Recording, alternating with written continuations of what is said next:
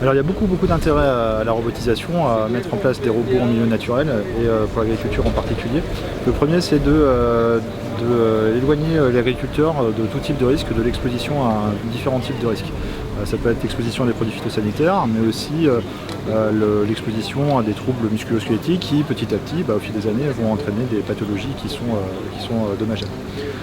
Donc l'autre intérêt aussi de la robotique, c'est de pouvoir réaliser des opérations beaucoup plus souvent. Parce que comme c'est du temps robotique et c'est pas du temps humain, ça ne mobilise pas des personnes. Et du coup, on peut envisager des façons différentes de produire. Donc, notamment en agriculture biologique, où il faut faire de plus en plus de passages pour pouvoir travailler les champs. Le fait d'utiliser des robots, ça permet de vraiment populariser cette démarche et ça permet d'encourager un peu, de démocratiser l'agroécologie.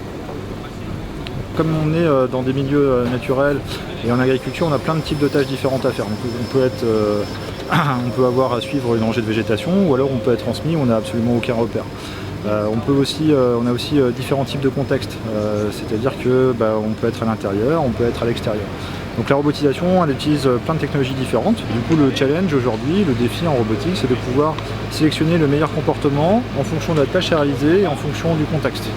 Donc on a vraiment une collection à la fois de comportements, à la fois de capteurs, et le but maintenant c'est de pouvoir travailler avec tout ça pour pouvoir sélectionner le meilleur comportement au meilleur moment.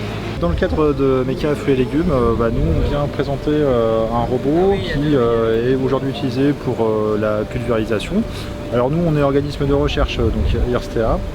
On travaille dans une équipe de robotique à développer un ensemble de comportements élémentaires pour que les robots puissent être précis, autonomes, efficaces et sûrs en milieu naturel, et donc on l'applique beaucoup à l'agriculture. Ce robot il est issu d'un projet qui s'appelle Adapt2E. C'est une plateforme de recherche donc vraiment très générique. On a 4 roues motrices et directrices indépendantes électriques et on a la capacité aussi de faire varier la voie. Donc on peut embarquer plein d'algorithmes dessus, plein de capteurs, et on peut aussi mettre des outils différents.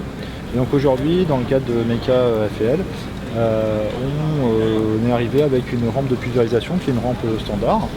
Et du coup, on est en train de travailler à pouvoir l'automatiser et synchroniser le travail du pulvérisateur avec l'avance du robot.